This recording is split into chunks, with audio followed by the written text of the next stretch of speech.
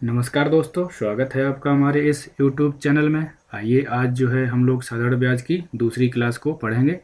जिसने पहली क्लास नहीं देखी है तो वो पहली क्लास प्लेलिस्ट में जाके देख सकते हैं, जिसमें मैंने साधारण ब्याज के बारे में कुछ बेसिक जानकारी दी थी। और आइए बिना देरी किए हुए पहला क्वेश्चन आज का सॉल्व करते हैं। जो क्वेश्चन है हमारा, कोई धनराशि किसी निश्चित दर पर 2 वर्ष के लिए साधारण ब्याज पर दिया गया है। यदि ब्याज की दर 3% अधिक होती तो 108 रुपये अधिक मिलता, तो मूलधन ज्ञात करना है। देखिए, साधारण ब्याज में जहाँ पर भी कोई मूलधन मानने को होगी, जो भी मतलब कोई भी धन होता है वो क्या हमेशा 100% होता है। कोई भी धन होता है वो क्या हमेशा 100% होता है। जैसे मान लीजिए आपके पास 50,000 रुपये है, तो वो क्या है आपके लिए 100% है। ठीक है ना, क्या है 100% है। यानी कोई भी धन होता है वो क्या है 100% हमेशा होता है, कितना भी है। जैसे कि आपके पास 200 रुपये है तो वो आपके पास क्या है 100% ही है ना। जैसे मान लीजिए आपसे क्या गया है, आपने कहा है कि जो है 200 रुपये में से आपने जो है 100 रुपये किसी और को दे दिया, तो यानी कि आपने क्या किया, अपना जो है 50% किसी और को दे दिया है। यानी कि जो भी धन है आपके पास वो 100% होता है हमेशा। आइए देखते हैं तो इसमें क्या है इस क्वेश्चन में। यानी कि आपका जो है ब्याज बराबर क्या मैंने बताया था आपको पिछली क्लास में, मैंने बताया था ब्याज बराबर क्या होता है। ब्याज बराबर होता है rate into time. Rate into time हमारा जो है क्या है ब्याज निकल आता है। यानी कि रेट कितना है 3% है अधिक, और ब्याज रेट टाइम कितना है 2 है, तो यानी कितना हो जाएगा 6%। यानी कि जो है जो हमारा जो 108 रुपये रिजल्ट है वो क्या है इसकी वजह से है। यानी कि 6% वजह से ये 108 रुपये अधिक मिला है। देखिए, 108 रुपये जो मिला है ये किसकी वजह से, यानी कि परसेंटेज में किसके बराबर है, ये परसेंटेज में 6 के बराबर है। यानी कि 108 जो वैल्यू है 108 जो रुपए की वैल्यू है वो किसके बराबर है, परसेंटेज में 6 के बराबर है। हमको बताना क्या है, हमको बताना है मूलधन। यानी कि जो चीज़ बतानी होती है उसका क्या है गुणा करना होता है। यानी कि मूलधन बताना है, तो मूलधन हमारा क्या होता है, हमने आपको बताया है कि मूलधन हमेशा कोई भी होता है वो 100% होता है। ठीक है, तो हम इसको कट कर लेंगे, क्या करेंगे 6 एकम 6, 6 एकम 6, और आपका जो है 6 अट्ठे 48, यानी कि आपका जो है 18 × 100 हो गया है। तो बराबर आंसर कितना हो गया 1800। ऑप्शन नंबर यानी कि ऑप्शन नंबर हमारा ए राइट आंसर है। आइए अगला क्वेश्चन देखते हैं। इसी तरह से जो है अगला क्वेश्चन मैंने सेम रखा है। इस क्वेश्चन को जो है एक राशि का साधारण ब्याज किसी दर पर 2 वर्ष के लिए निवेश किया गया। यदि यह निवेश 3% अधिक होता ब्याज की दर पर दिया जाता है। यानी कि 30%, इसमें क्या है 3% है अधिक, और 2 वर्ष के लिए टाइम है, और इसमें क्या है रुपए में किसके बराबर है 72 रुपये के बराबर है। तो आप इस क्वेश्चन को जो है आप सॉल्व करके कमेंट बॉक्स में आंसर कमेंट करेंगे। इस क्वेश्चन को जो है मैं सॉल्व नहीं कराऊंगा, ये क्वेश्चन आप लोगों को सॉल्व करना है। आइए सेम क्वेश्चन है, उसमें क्या था पिछले वाले क्वेश्चन में था यहाँ पर 72 की जगह पे 108 था, इसमें क्या है 72 है। आइए अगला क्वेश्चन जो है हम सॉल्व कराते हैं। अगला क्वेश्चन है, ब्याज पर धन देने वाले एक व्यक्ति को ज्ञात हुआ कि उसके धन पर ब्याज दर में 8% से क्या हुआ है, यानी कि 31 नहीं 31/4, ओके सॉरी 31/4% की जो है क्या है गिरावट होने पर उसकी वार्षिक आय में क्या है 61.5 रुपये की कमी हो जाती है। ठीक है, उसकी पूंजी ज्ञात करनी है। देखिए हमको क्या करना है, यानी कि हमको इस परसेंटेज का जो है इस परसेंटेज के जो है गिरावट की हमको जो है वजह ये इतना मतलब जो है हमको कमी हुई है। ठीक है, देख लेते हैं। तो परसेंटेज में कितनी गिरावट हुई है, 8 में से हम क्या करते हैं 8% में से हम घटा देते हैं, यानी कि 31/4 को। ठीक है, तो इसको जब घटाएंगे तो क्या हो 8×32 क्या हो जाएगा 8×32 माइनस 31/4, तो क्या हो जाएगा 1/4 परसेंटेज है ना। अगर किसी को नहीं आता है घटाना तो मैं देखो बता देता हूँ। एक इसके 8/1 कर लेंगे तो इसका क्या है एलसीएम 4 हो गया, तो इसका इसका इसके साथ भाग करेंगे तो इसके साथ गुणा हो जाएगा, यानी 8×32 हो जाएगा। ये माइनस का 4 एकम 4 और 1 का गुणा करेंगे तो क्या आ जाएगा 31 ही आएगा। ठीक है, इस तरह से ये इसको किया गया है। आइए अब जो है हम आपको बता देते हैं। देखिए क्या है, यानी कि परसेंटेज में कितना है 1/4, परसेंटेज में कितना है 1/4। ये वैल्यू किसके बराबर दे रखी है रुपए में वैल्यू दे रखी है 61.5 के बराबर।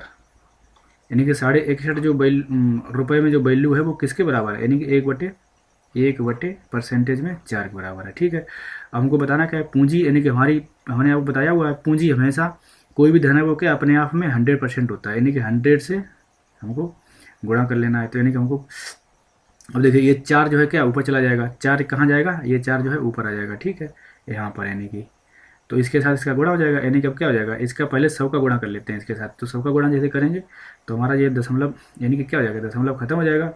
दशमलव देखिए अगर हम इसके साथ पहले 100 का गुणा कर लें तो क्या हो जाएगा, हमारा ये दशमलव जो है ख़त्म हो जाएगा। इसके बाद हम जो है 4 का गुणा कर लेते हैं।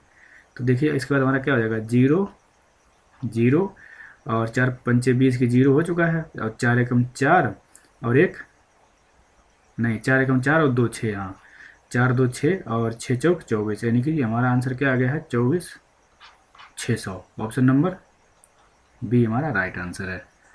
आइए अगला क्वेश्चन देखते हैं।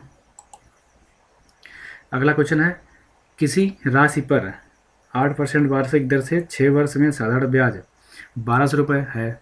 इस मूलधन से तिगुनी राशि पर 10% वार्षिक दर से 2 वर्ष का अंत में जो है साधारण ब्याज कितना हो जाएगा। देखिए सबसे पहले हम जो है क्या करते हैं, मूलधन पता कर लेते हैं, यानी कि मूलधन पता करेंगे। देखिए मैंने आपको बताया था ब्याज बराबर क्या होता है, ब्याज बराबर होता है आपका रेट इनटू टाइम।